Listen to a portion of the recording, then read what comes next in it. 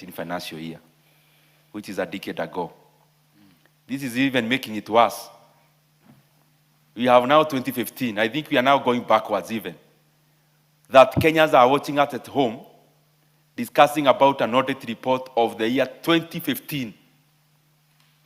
Honorable Speaker, I believe even some of the members of this House were actually in high school by that time. And this calls us to be more concerned about the infrastructure we have in terms of the state infrastructure when it comes to accountability.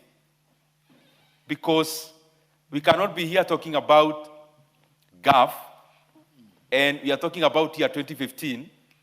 Actually, a colleague of ours here, my friend, the member for Kacheliba, was not even a CEO by then. He became CEO, now he's an MP. Meaning, we are yet actually to even debate his years as CEO of GAF. And he's now sitting in this house. So we need to fast track the kind of audits we are doing, because I know the conveyor belt on the side of the Office of the Auditor General, they have done their best. They have churned some reports. At the very basic, we just be at par with them. And then we start talking about how can we progress further by making the Office of the Auditor General progress further in terms of being at least discussing the last 2 years, not the last decade, so that the things we are talking about here are more relevant even to the current situation. Honorable Speaker, as we have seen the performance and the output of the devolved funds, many times I ponder and I think that the big cake we call the national budget of currently now over 4.5 trillion Kenya shillings. I wish we had much more resources in these devolved funds, Honorable Speaker, because their bureaucracies are very constrained. The bureaucracy of GAF, the bureaucracy of NGCDF is so thin that most of the money actually goes to where it should be. And no wonder the reason why, if you go to the villages, you are likely to see the impact of these devolved funds more than you are likely to see of the national government itself, which is left by the much bigger cake after we take the crumbs. Because what we take is basically not even a drop in the ocean. It is vapor in the big essence of the entire budget. That you are talking about GAF and NGCDF combined, Honorable Speaker. We are talking about around 1.1% of the entire budget, or 1.2%, maximum 1.5% of the entire budget, Honorable Speaker. And we are able to see the impact. We need to interrogate ourselves, even not just this House, but also Kenyans, because if, for example, we gave GAF a multiple of 4, and we gave NGCDF, let's say, a multiple of 3, Honorable Speaker, we will be even tarmacking roads using NGCDF, because we'll do away with the business of schools completely. We will put tiles, put ceilings, put even carpets in classrooms, because we'll have so much resources, figuratively speaking. We'll have all the learners in school in terms of support of the soft side, that is bursaries. We'll now be seeking authorization from NGCDF board to do even tarmac roads, Honorable Speaker, to even do mega electricity projects of lighting our villages, because these resources would be monumental. And I am here wondering, because it's not a matter of these resources are not available. It is a matter of where are these resources left.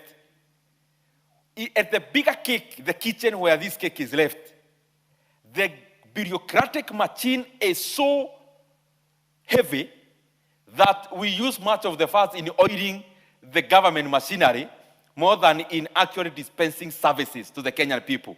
So that's a balance we need to interrogate as Kenyans, Honorable Speaker, so that we are able to drive much more development in our villages. The other thing, Honorable Speaker, is that we need to keep on strengthening the systems. GAF has come a long way, just like CDF. Initially, when NGCDF came on board, just like GAF, even money could be handled in cash. You could take money to a school using cash there was no NGCDF committee members, Honorable Speaker. The MP, you would go, you complain the toilet is collapsed, and the MP would write you a check there and then. But the systems have now improved. And the systems, when they improve, they bring about efficiencies, but also accountability. And I'm happy that even Gov has come a long way when it comes to systems. Because in the government and the way government dispenses resources, the output is always as good as the process. And when we streamline the process, we are also likely to improve the output.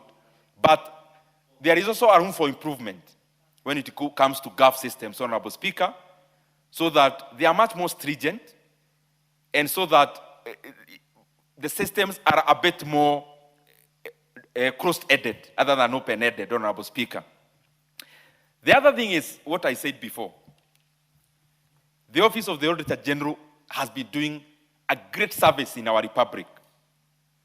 Honorable Speaker, you know, when we talk about a country and a modern country like Kenya, a modern state, many things are critical all the time. One is, of course, having instruments of a modern state. Instruments of a modern state is the bureaucracy of government. Bureaucracy of government is government institutions.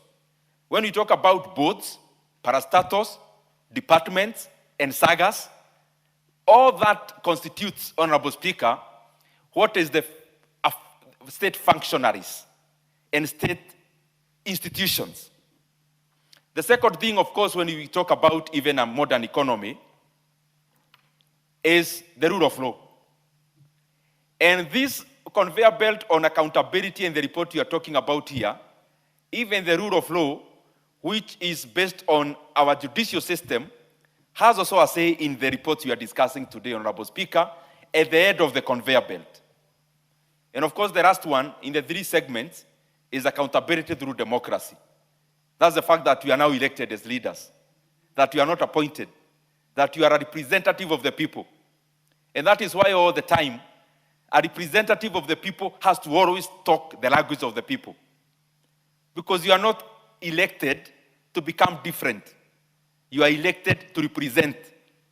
And when you are elected to represent, for example, you can't go to a chama like the one Gasheri belongs to, and Mokoji is going there to vie to be the chair. They need to elect one of their representatives. That is why even in the committees of parliament, the chair of a committee is a member, because you are representing your colleagues. That is why it is always important even in this house, because accountability through democracy is hedged on democratic institutions like parliament, like the Senate, and anything around democracy. That is why it is important when you are in this house, Honorable Speaker, we must always speak for the people, not for the system. We must always advance the welfare of the people, because we are their representatives. When you elected a leader, there should be no gap between the people you are representing and yourself, in terms of the line of thought and in terms of representation. But going back, because the point I wanted to make is on the state itself. Gov, NGCDF, and the rest are a part of the government, are part of the state institutions. Let us keep on refining them so that they become better. The other point I was giving, Honorable Speaker, in the previous contribution was based on audit that is real-time, and especially when we need special audits. Kenya is currently going through some situations that are unprecedented. We are having a 204 billion transaction in terms of Safaricom IPO, which is actually a face of incompetence. We are having a Kenya pipeline IPO, Honorable Speaker, which by yesterday was undersubscribed. Within hours, it is oversubscribed. Why? Because the government is selling itself shares. You come here as Kenya Pipeline, you are purporting you are doing an IPO, but you are selling to NSSF.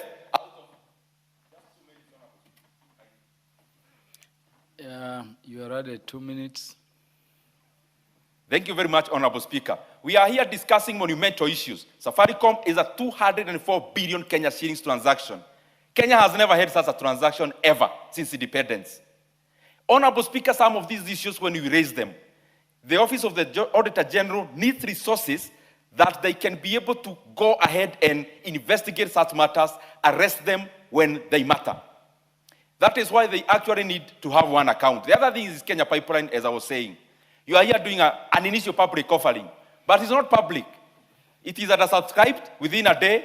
Phone calls come to NSSF, another phone call to National Superannuation, another one to KCB, another one to Kenya Re, another one to Kenya this. Institutions that has also other private shareholders. And then we are channeling money there, Honorable Speaker. And then we come to face Kenyans, oh, it is oversubscribed.